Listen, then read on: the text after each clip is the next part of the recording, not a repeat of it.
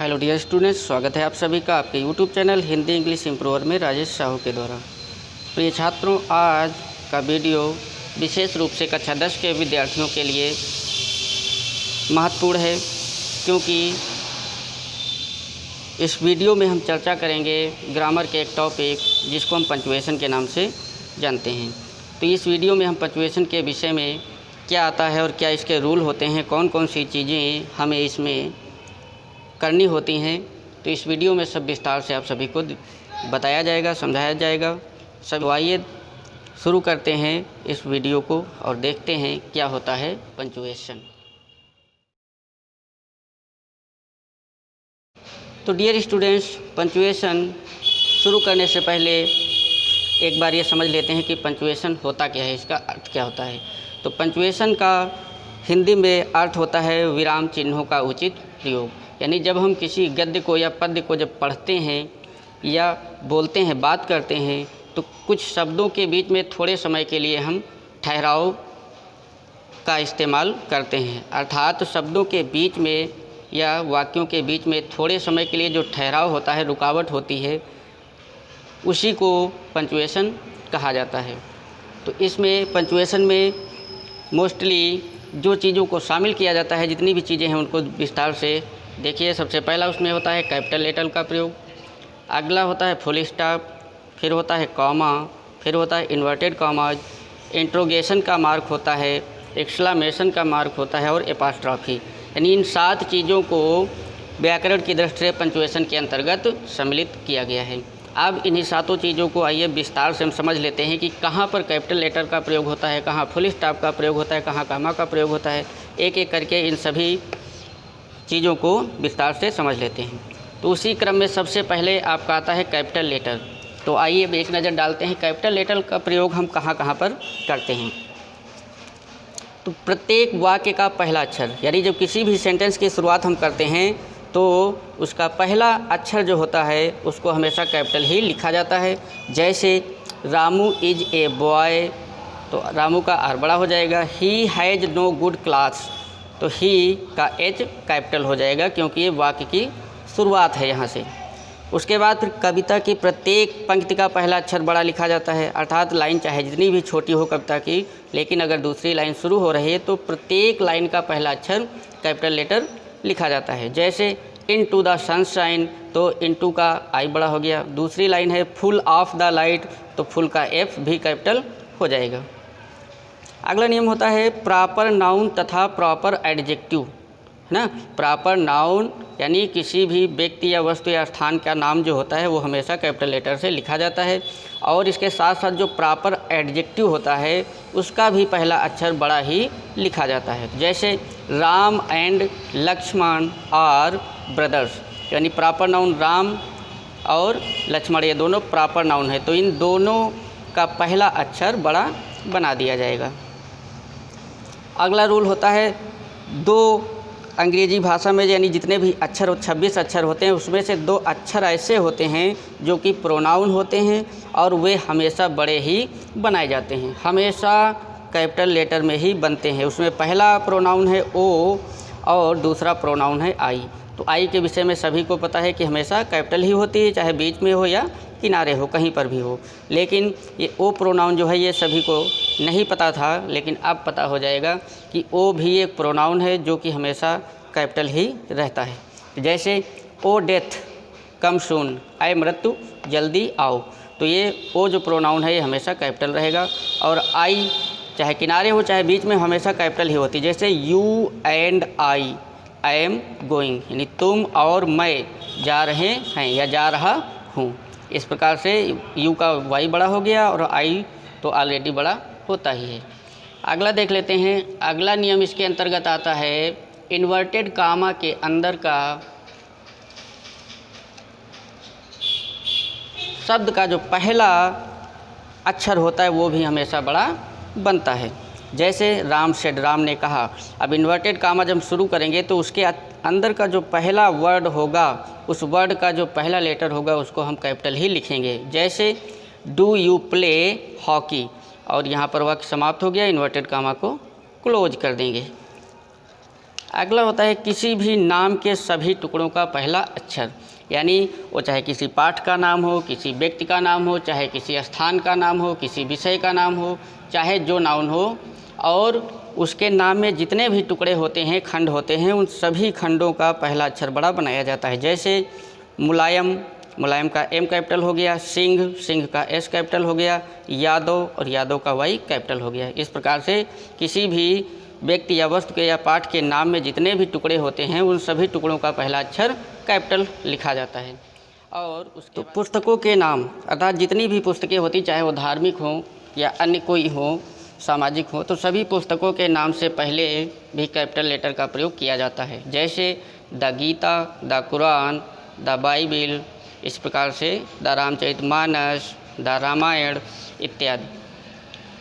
और अगला रूल होता है ईश्वर के लिए प्रयोग, अर्थात जो भगवान के लिए जो भी शब्द प्रयोग किया जाता है, चाहे वो नाउन हो या फिर प्रोनाउन हो, तो उन सभी का पहला अक्षर बड़ा बनाया जाता है, चाहे वाक्य की शुरुआत में हो शब्द, चाहे बीच में हो। जैसे गॉड इज ग्रेट, ईश्वर महान है, गॉड इज ग्रेट, ईश्वर महान है, तो गॉड पहले लिखा है तो जी तो ऑलरेडी ही बड़ा रहेगा, लेकिन आगे उस सेंटेंस में लिखा एंड हिज मर्सी ग्रेटर, यानी ईश्वर महान है और उसकी दया या कृपा उससे भी अधिक महान है।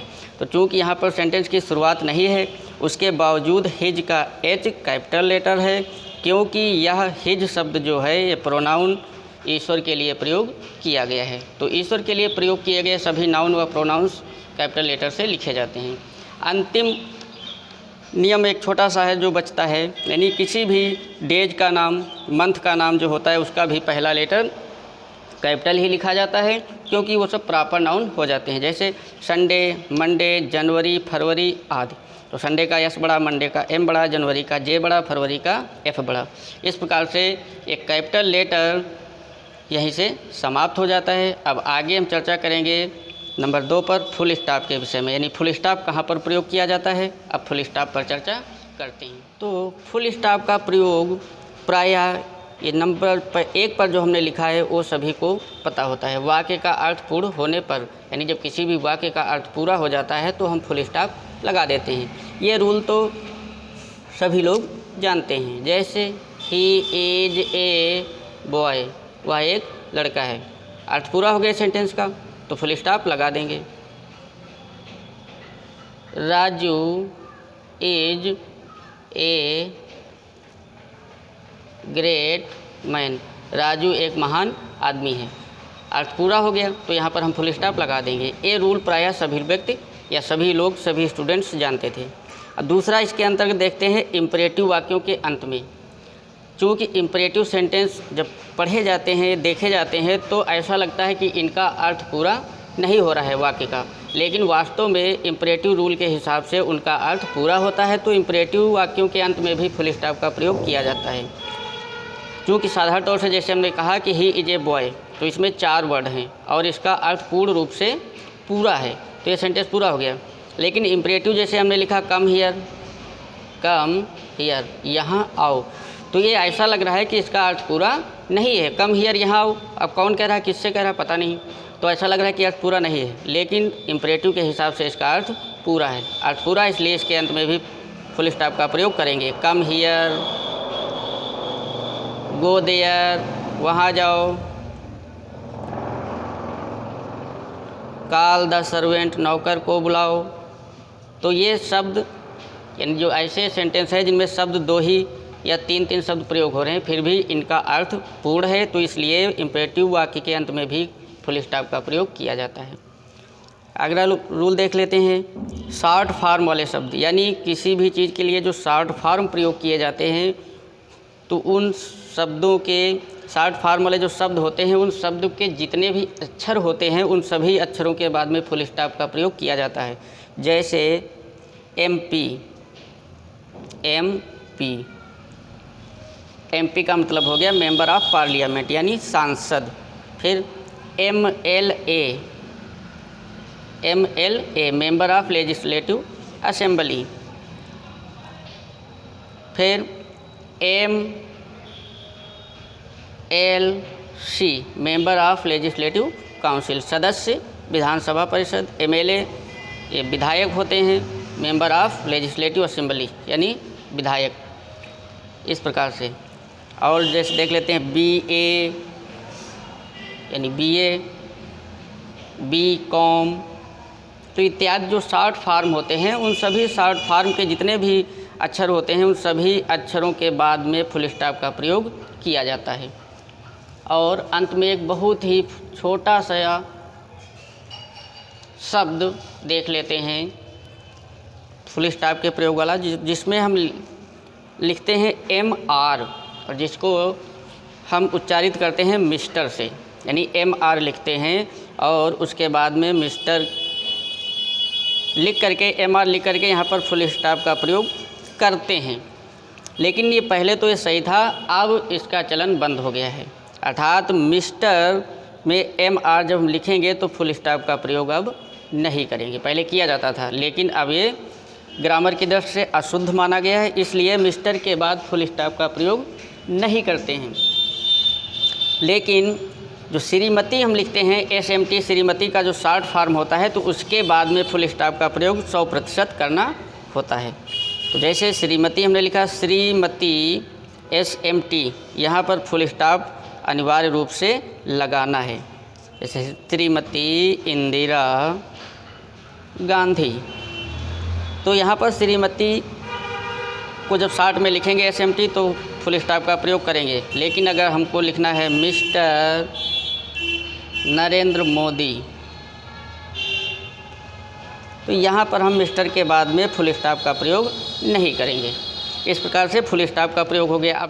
अब नंबर 3 पर कॉमा का प्रयोग देख लेते हैं। कॉमा जिसको हिंदी में अर्धविराम कहा जाता है और इसके लगाने का सही तरीका ये होता है, इसको ऐसे लगाया जाता है, यानी ये इसका चिन्ह है। तो कहाँ कहाँ पर हम प्रयोग करते हैं? एक ही पार्ट ऑफ स्पीच के शब्दों को अलग करने के लिए, जैसे महेश कामा सुरेश कामा रमेश आर क्लोज फ्रेंड्स, तो एक ही प्रकार के पार्ट ऑफ स्पीच का मतलब ये सभी नाउन हैं। इसी प्रकार से प्रोनाउन भी हो सकते हैं, जैसे ही, सी, यू एंड दे आर, ऐसे करके आगे लिखा होगा। तो एक ही प्रकार के जो पार्ट ऑफ स्पीच होते हैं उनको अलग करने के लिए कॉमा का प्रयोग किया जाता है। उसके बाद अगले नंबर पर आता है ओकेटिव केस के पहले या बाद में भी कॉमा का प्रयोग किया जाता है। ओकेटिव केस का मतलब जो किसी के विषय में हम बात करते हैं उसके साथ में उसके नाम को संबोधित कर देते हैं तो ओकेटिव केस कहलाता है। जैसे हरी, और हरी कहने के बाद चूँकि हम थोड़ी देर के लिए रुकते हैं, हल्का सा विराम लेते हैं, इसलिए हरी के बाद कामा का प्रयोग करेंगे। फिर कहेंगे सिट डाउन, नहीं हरी सिट डाउन, तो हरी के बाद कामा का प्रयोग हो जाएगा। Come here Ramesh, come here Ramesh, तो कम हियर के बाद थोड़ी देर के लिए हम रुकते हैं तो यहाँ पर भी कामा का प्रयोग हो जाएगा। अगला देखते हैं पार्टिसिपल फ्रेज के बाद में भी कामा का प्रयोग किया जाता है। जैसा कि आप सभी ने पार्टिसिपल के प्रयोग में देखा होगा, उसमें जो सेंटेंस लिखे होते हैं तो उसके बाद भी कामा का प्रयोग किया जाता है। जैसे हियरिंग द स्नेक, यानी सांप को देखकर, हियरिंग लिख गया है, सीइंग कर देते हैं। यहाँ पर सांप सुना नहीं जाता है बल्कि देखा जाता है, तो सीइंग कर देते हैं। यानी सीइंग द स्नेक, सांप को देखकर, ही रैन अवे, वह भाग गया। तो सीइंग द स्नेक ये पार्टिसिपल फ्रेज है, इसके बाद भी कामा का प्रयोग किया जाता है। और एक अंतिम रूल छोटा सा बचा है, उसको भी देख लेते हैं। डायरेक्ट स्पीच की जो रिपोर्टिंग वर्ब होती है उसके बाद भी कामा का प्रयोग किया जाता है। यानी डायरेक्ट स्पीच की जो रिपोर्टिंग वर्ब होती है, रिपोर्टेड स्पीच नहीं बल्कि रिपोर्टिंग वर्ब के बाद कामा का प्रयोग किया जाता है। जैसे राम सेड, राम ने कहा, तो कहा यानी सेड के बाद में हम कामा का प्रयोग कर देंगे। फिर आगे लिखेंगे कम हियर, ये उसके द्वारा कही हुई रिपोर्टेड स्पीच है तो उसको तो इन्वर्टेड कामा के अंदर लिखा ही जाता है। लेकिन हमको यहाँ पर राम सेड के बाद जो कामा लगा हुआ है उसको मार्क करना है, क्योंकि ये प्रयोग कामा का ही बताया जा रहा है। इस प्रकार से कामा का भी प्रयोग आप लोग समझ गए होंगे। अब नंबर 4 पर आगे बढ़ते हैं और इन्वर्टेड कामा का प्रयोग देख लेते हैं कहाँ पर किया जाता है।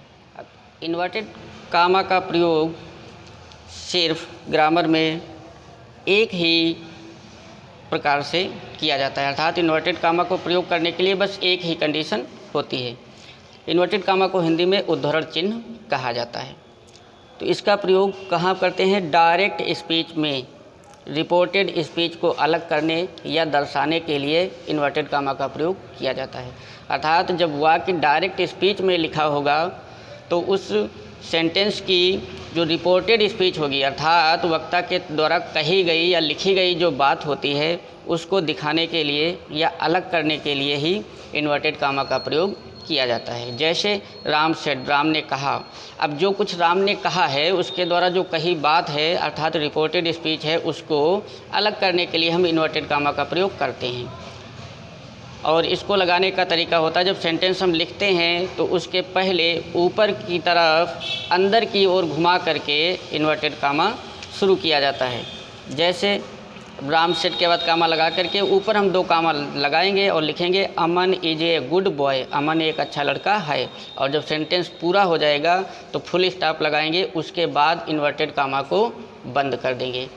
यानी कि रिपोर्टेड स्पीच जब हम अलग करेंगे तो वाक्य चाहे जिस प्रकार का हो, अगर साधारण है तो फुल स्टॉप लगेगा, इंट्रोगेटिव है तो क्वेश्चन मार्क लगेगा, एक्सक्लामेशन में है तो संबोधन लगेगा, है ना। तो ध्यान ये देना है कि प्रत्येक निशान के बाद यानी फुल स्टॉप के बाद या क्वेश्चन मार्क के बाद ही इन्वर्टेड कामा बंद किया जाता है। तो ये हो गया इन्वर्टेड कामा का प्रयोग। एक ही स्थिति होती है जब इन्वर्टेड कामा का प्रयोग किया जाता है। अब आइए नंबर 5 पर इंट्रोगेशन का भी प्रयोग देख लेते हैं। तो इंट्रोगेशन के लिए देखते हैं। वैसे तो सभी को पता होता है कि जो वाक्य प्रश्नवाचक होता है उसके अंत में हम इंट्रोगेशन का प्रयोग करते हैं, प्रश्नवाचक चिन्ह का प्रयोग करते हैं। लेकिन यहाँ पर ध्यान देने वाली बात है, जैसे हमने लिखा है प्रत्येक वाक्य जो प्रश्नवाचक हो, यानी यहाँ पर ध्यान देना है कि प्रत्येक वाक्य जो प्रश्नवाचक हो, ना कि प्रश्न हो। यानी सभी प्रश्न जो होते हैं उनके अंत में भी प्रश्नवाचक चिन्ह का प्रयोग नहीं किया जाता है। उसके लिए शर्त होती है कि प्रत्येक वाक्य जो प्रश्नवाचक हो, अर्थात वो वाक्य प्रश्न पूछ रहा हो, वाक्य से प्रश्न पूछा जा रहा हो, वहाँ पर हम क्वेश्चन मार्क का प्रयोग करते हैं। जैसे व्हेयर इज हरी, हरी कहाँ है, तो इसमें पूछा जा रहा है तो इंट्रोगेटिव का निशान लग जाएगा। व्हाट इज दिस, यह क्या है, इसमें भी पूछा जा रहा है तो यहाँ पर भी क्वेश्चन मार्क का प्रयोग किया जाएगा। और मान लिया क्वेश्चन लिखा हुआ है, question number 1, right an essay about 10 sentences. तो यह प्रश्न तो है कि एक निबंध लिखिए जिसमें कम से कम 10 वाक्य हों। तो ये है तो प्रश्न, लेकिन ये वाक्य प्रश्नवाचक नहीं है। तो यहाँ पर हमको क्वेश्चन मार्क का प्रयोग नहीं करना है बल्कि फुल स्टॉप का प्रयोग करना है। तो ये बात ध्यान रखना है। यानी जब वाक्य प्रश्नवाचक होगा तभी क्वेश्चन मार्क का प्रयोग होगा, भले ही वह प्रश्न क्यों ना हो। और यदि वह प्रश्नवाचक नहीं है तो किसी भी हाल में प्रश्नवाचक चिन्ह का प्रयोग नहीं होगा बल्कि फुल स्टॉप का ही प्रयोग होगा। लेकिन अक्सर ये गलतियाँ बहुत से लोग कर देते हैं। अगर प्रश्न लिखा है तो उसमें प्रश्नवाचक चिन्ह लगा देते हैं, लेकिन ऐसा नहीं होना चाहिए। तो इस प्रकार से अब ये हो गया इंट्रोगेशन का। अब अगला बचा है एक्सक्लामेशन और एपॉस्ट्रॉफी। बस छोटे छोटे 2 रूल्स बचे हैं। आइए अब उनको भी देख लेते हैं। घबराने की कोशिश मत करना, वीडियो तो थोड़ा लंबा ज़रूर हो जाएगा। एक ही वीडियो में सभी टॉपिक समाहित कर दिए गए हैं, इसलिए परेशान मत होइए और वीडियो को ध्यान से। का प्रयोग 2 ही परिस्थितियों में किया जाता है, जिसका निशान होता है हिंदी के पूर्ण विराम की तरह एक लाइन खींचते हैं और उसके नीचे एक बिंदी रख दी जाती है। इसे साइन ऑफ एक्सक्लामेशन कहा जाता है, विस्मयादिबोधक चिन्ह। तो इसका प्रयोग एक्सक्लामेटरी वाक्यों के अंत में होता है। जैसे मे यू लिव लॉन्ग, आप दीर्घायु हों, यानी आप काफ़ी समय तक जिएँ। May God save your life, ईश्वर तुम्हारे जीवन को बचाए, तुम्हारे जीवन की रक्षा करे। एक्सक्लामेटरी का होता है जब हम किसी को हृदय से आशीर्वाद देते हैं, यानी हृदय की भावनाओं को व्यक्त करते हैं, तो वो एक्सक्लामेटरी होता है। एक्सक्लामेटरी वाक्यों के अंत में भी संबोधन का प्रयोग किया जाता है। और इंटरजेक्शन वाले जो वाक्य होते हैं उसमें इंटरजेक्शन के बाद में इसका भी प्रयोग किया जाता है। जैसे ओह ही हैज़ फेल्ड, ओह ये दुख सूचक है, ही हैज़ फेल्ड वह फेल हो गया है, अर्थात असफल हो गया है, तो ओह के बाद में भी इसका प्रयोग करेंगे। जैसे हुर्रा, हुर्रा खुशी सूचक है ना, तो इसके बाद भी संबोधन का निशान लगाएंगे।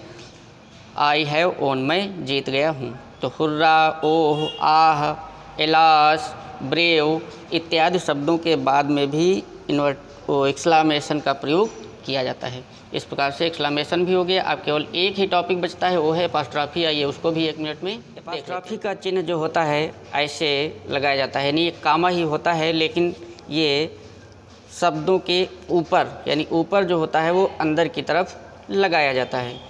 तो इसका प्रयोग 2 रूपों में होता है। नंबर 1 पॉजेसिव केस में होता है, अर्थात जब पॉजेसिव केस का मतलब जब किसी चीज़ को लेकर किसी चीज़ से अधिकार प्रकट करने की बात की जाती है ना, उससे संबंधित यानी संबंध सूचक होता है, संबंध बताता है, तो वहाँ पर भी एपॉस्ट्रॉफी का प्रयोग किया जाता है। जैसे राम्स स्कूल, नहीं राम्स बुक, राम की किताब। तो यहाँ पर राम के बाद ऊपर एपॉस्ट्रॉफी का प्रयोग करेंगे और उसके बाद में एस लगा देंगे, और इसका हिंदी में अर्थ होता है का की के। तो राम्स बुक यानी राम की किताब। Girls book, books. अब यहाँ पर आपको ध्यान देना है कि जब हम इसका प्रयोग एपॉस्ट्रॉफी का करते हैं तो प्रयोग करते समय यदि कोई नाउन या प्रोनाउन जो लिखा है उसके अंत में यदि एस लगा हुआ है तो सिर्फ एपॉस्ट्रॉफी चिन्ह को लगाते हैं, इसके बाद में एस का प्रयोग नहीं करते हैं। जैसे गर्ल्स, अब गर्ल में एस लगा हुआ है इसलिए ऊपर केवल कॉमा लगा देंगे, यानी एपॉस्ट्रॉफी का सिर्फ प्रयोग करेंगे, इसके बाद एस नहीं लिखा जाता है, लेकिन अर्थ उसका सेम वैसे ही निकलता है। तो गर्ल्स बुक्स यानी लड़कियों की किताबें, तो यहाँ पर सिर्फ एपॉस्ट्रॉफी का प्रयोग करना है। और राम्स बुक, यहाँ पर राम के अंत में माँ है, इसलिए यहाँ पर एपॉस्ट्रॉफी के बाद एस का प्रयोग भी किया जाएगा। तो राम्स बुक यानी राम की किताब, गर्ल्स बुक्स यानी लड़कियों की किताबें। तो एक तो ये हो गया। और नंबर 2 पर इस एपॉस्ट्रॉफी का प्रयोग होता है, कुछ शब्द होते हैं उनको जब हम संक्षिप्त में लिखते हैं तो संक्षिप्त में लिखने पर भी एपॉस्ट्रॉफी का प्रयोग हो जाता है। जैसे डू नॉट, डू नॉट ये पूर्ण शब्द हैं, इनको जब हम संक्षिप्त में लिखते हैं तो हम लिख देते हैं DONT, ऐसे लिखते हैं। तो यहाँ पर भी एपॉस्ट्रॉफी का प्रयोग किया जाता है, यानी DON लिखने के बाद एपॉस्ट्रॉफी का प्रयोग करेंगे, फिर हम लिखेंगे T। तो डू नॉट को शॉर्ट में लिखते हैं डोंट कहा जाता है, और T के पहले एपॉस्ट्रॉफी का प्रयोग होता है। और जैसे डोंट है डज नॉट, तो इसको भी जब हम शॉर्ट में लिखते हैं तो लिखते हैं डजंट, DOESN, उसके बाद एपॉस्ट्रॉफी का प्रयोग करेंगे और T बना देंगे डजंट। ऐसे ही डू नॉट का डंट, डज नॉट का डजंट, शैल नॉट का शैलेंट, वुड नॉट का वुडंट, कुड नॉट का कुडंट। ऐसे जब हम 2 शब्दों को संक्षिप्त रूप में लिखते हैं तब वहाँ पर भी एपॉस्ट्रॉफी का प्रयोग किया जाता है। अब मैं आशा करता हूँ कि ये 7 प्रयोग जो आपको बताए गए हैं पंक्चुएशन के, विस्तार रूप से आप समझ में आप लोगों की आ गए होंगे। अगर किसी प्रकार की कोई क्वेरी है तो कमेंट में भी आप लोग बता सकते हैं, पूछ सकते हैं। और एक सेंटेंस अब अंत में हम ऐसा बना देंगे इसके साथ में जिसको सभी नियम जिस सेंटेंस में आ जाएंगे और विस्तार से आप लोग समझ भी जाएंगे। Hey there. देख लीजिए, वाक्य लिखा है Anita said to Sunita are you going to Lucknow, Sunita said no. इसमें आप देख रहे हैं कि सब ऐसे लिखा हुआ है, किसी भी चिन्ह का प्रयोग इसमें नहीं किया गया है। तो अब हम इसको करेक्ट कर रहे हैं। सबसे पहले जो अनीता का ए लिखा हुआ है इसको हम कैपिटल कर देंगे क्योंकि ये प्रॉपर नाउन है। अनीता यानी एक करेक्शन ये हो गया। अनीता सेड टू सुनीता, अब सुनीता भी प्रॉपर नाउन है इसलिए एस बड़ा कर देंगे। अनीता सेड टू सुनीता, अब अनीता ने सुनीता से कहा। अब जो कुछ उसने कहा है तो उसकी कही बात को जब हम लिखेंगे तो इन्वर्टेड कामा के अंदर लिखेंगे। तो यहाँ पर कामा का प्रयोग करेंगे और इन्वर्टेड कामा शुरू कर देंगे। अब इन्वर्टेड कामा शुरू करने के बाद इन्वर्टेड कामा के अंदर जो पहला शब्द होता है उसका पहला अक्षर कैपिटल लिखा जाता है। तो आर का ए बड़ा कर देंगे। आर यू गोइंग टू, अब लखनऊ भी प्रॉपर नाउन है तो यहाँ पर एल कैपिटल कर देंगे।